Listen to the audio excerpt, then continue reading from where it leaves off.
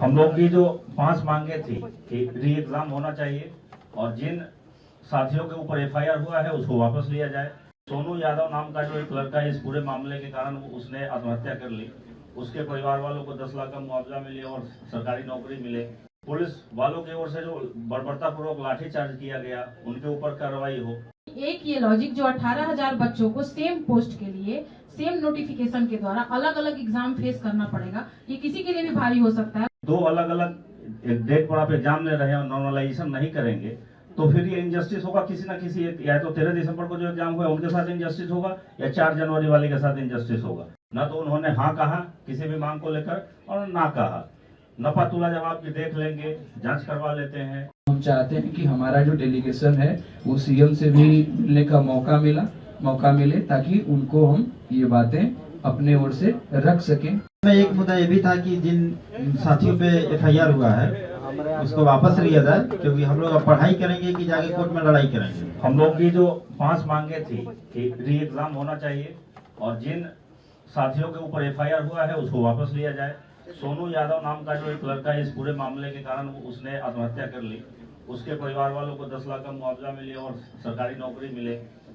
Police वालों की ओर से जो बर्बरतापूर्वक लाठीचार्ज किया गया उनके ऊपर कार्रवाई हो। इन तमाम मांगों को हमने रखा चीफ सेक्रेटरी के सामने, वहाँ होम सेक्रेटरी भी थे। आप बहुत जल्दी बोल रहे हैं, थोड़ा धीरे बोलिए। तो ब्यूरोक्रेसी का अपना जो एक नपतुला तरीका होता है जवाब देने का, वो एक खांचे में ही बोलते हैं, वही तरीका था चीफ सेक्रेटरी सर का भी। न तो उन्होंने हाँ कहा किसी भी मांग को लेकर और ना कहा।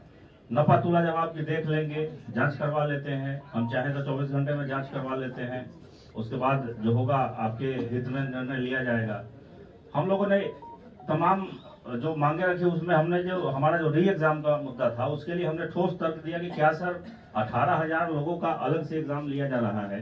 पीटी में जो कुल रिजल्ट होगा वो लगभग 20 से 21,000 लोगों का रिजल्ट होगा और 18,000 का एग्जाम आप अलग से ले रहे हैं, यानी कुल रिजल्ट का 90% के बराबर ये है।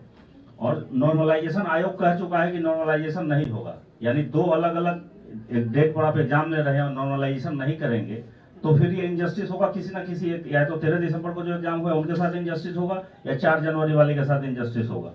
इस बात के ऊपर वो चुप हो गए, इसका कोई जवाब नहीं था उनके पास शायद। और बाकी आप बोलिए। देखिए, जो भी मुद्दा जांच का विषय था उसके इतर री एग्जाम कराने के लिए बस एक ही चीज काफी है, एक ही लॉजिक काफी है। उसी पे मेरा फोर्स था कि एक ये लॉजिक जो 18,000 बच्चों को सेम पोस्ट के लिए सेम नोटिफिकेशन के द्वारा अलग अलग एग्जाम फेस करना पड़ेगा, ये किसी के लिए भी भारी हो सकता है, उन 18,000 के लिए भी या फिर ये 4 लाख के लिए भी। तो ये एक रीजन क्या काफी नहीं है री एग्जाम कंडक्ट कराने का, जिसपे उनकी चुप्पी रही। बाकी सारे चीजों को कंसिडर किए हैं वो, और हम चुप्पी भी नहीं कह सकते हैं क्योंकि अब बोले हैं कि आगे हम विचार करेंगे। तो विचार हमें तो यही उम्मीद है कि हमारे फेवर में आएगी, और अगर फेवर में नहीं आती है फिर हम अपना देखेंगे कि आगे क्या करना है, इस पे हम डिसाइड करेंगे।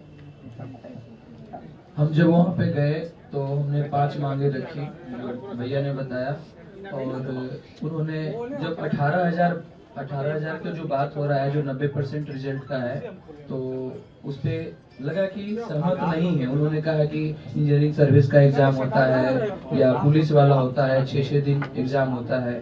तो हमने कहा कि सर इसकी तो संख्या कम है, इसको एक समय में एक दिन में लिया जा सकता है।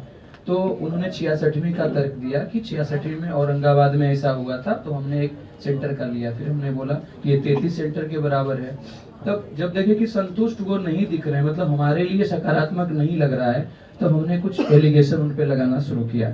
जो बच्चों का अनुभव के आधार पे एग्जामिनेशन में जो उनका अनुभव था, किसी रूम में किसी सेंटर में कोई ने सेंटर कोड डाला, क्या क्या एक हमने सीट दिया जिसपे 28 सेंटर में अनियमितता हुई थी, तो हमने डाला।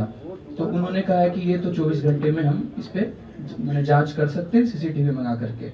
एक ट्विटर पे वायरल हो रहा था सोनू राज नाम का लड़का, वो क्वेश्चन वायरल उस पे था, मतलब 1 बजे 13 दिसंबर 2024 को हमने उसे भी रखा। ईओयू को एक लड़का जो है वही ट्विटर वाला 8 PM में, मतलब उसी दिन 8 बजे उसी 1 बजे वाला जो है वो डाला, हमने वो भी उनको हार्ड कॉपी में दिया। उन्होंने कहा कि अगर कोई भी इसमें से सत्य पाया जाता है तो इस पे हम एक्शन लेंगे। तो यही हुआ। बाकी नफा तुला था, फिर हमने सीएम से डिमांड की कि कि महोदय आपका तो लिमिटेशंस है, जितना भी ब्यूरोक्रेटिक मतलब जो लिमिटेशंस होते हैं, तो हम चाहते हैं कि हमारा जो डेलीगेशन है वो सीएम से भी मिलने का मौका मिले, ताकि उनको हम ये बातें अपने ओर से रख सकें। तो उन्होंने इस पर जवाब दिया कि कोशिश करेंगे, मैंने बाकी नपी तुली है, कुछ स्पष्ट नहीं है। मुख्य मुद्दा में एक मुद्दा ये भी था कि जिन साथियों पे एफआईआर हुआ है उसको वापस लिया जाए, क्योंकि हम लोग अब पढ़ाई करेंगे कि जाके कोर्ट में लड़ाई करेंगे। हम लोग रोड पे भी लड़ाई करें, कोर्ट में भी लड़ाई करें, तो पढ़ाई कब करेंगे। ये भी एक मुद्दा था। उन्होंने बोला कि हम इस पे विचार करेंगे और उम्मीद है कि जल्द ही कुछ जवाब देंगे।